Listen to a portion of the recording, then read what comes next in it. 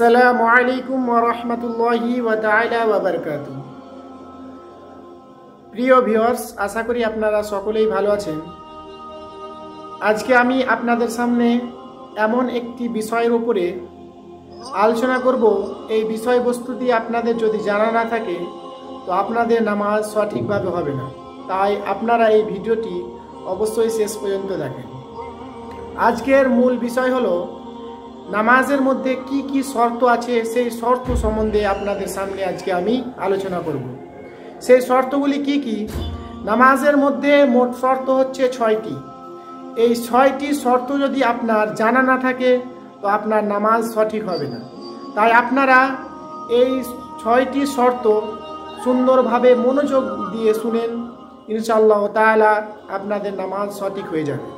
প্রথম শর্ত হচ্ছে, 1 নম্বর শর্ত হচ্ছে তাহারাত। তাহারাতটা কি জিনিস? তাহারাত কাকে বলে?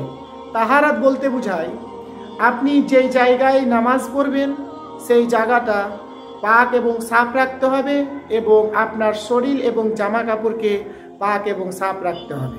2 নম্বর শর্ত হচ্ছে সাতরে আওরাত। সাতরে আওরাত কাকে বলে?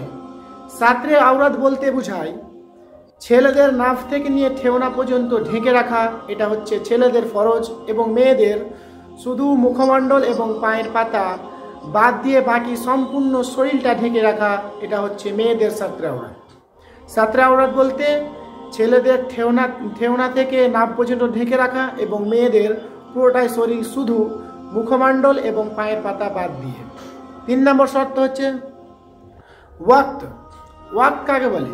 ওয়াক্ত বলতে বোঝায় যেই সময় যেই নামাজটি রয়েছে সেই সময় সেই নামাজটি আদায় করাকে বলা হয় ওয়াক্ত। যেমন জোহরের সময় জোহরের নামাজই আপনাকে আদা করতে হবে।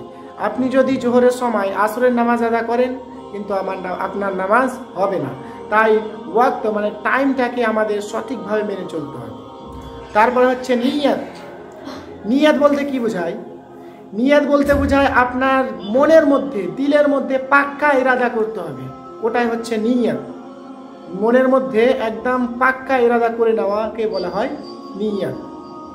5 নাম্বার হচ্ছে তাকবীরে তাহরিমা। তাকবীরে তাহরিমা বলতে কি বোঝায়? যখন আমরা নামাজ শুরু করি, যাই নামাজে দাঁড়াই, তারপরে আল্লাহু আকবার বলে কান পর্যন্ত হাত উঠিয়ে নাভির নিচে বেঁধে নিই, এইটাকেই বলা হয় তাকবীরে তাহরিমা। এটাকে বলা হয় তাকবীরে তাহরিমা। 6 নম্বর শর্তটি হচ্ছে ইস্তিকবালে কিবলা। ইস্তিকবালে কিবলা বলতে কি বোঝায়?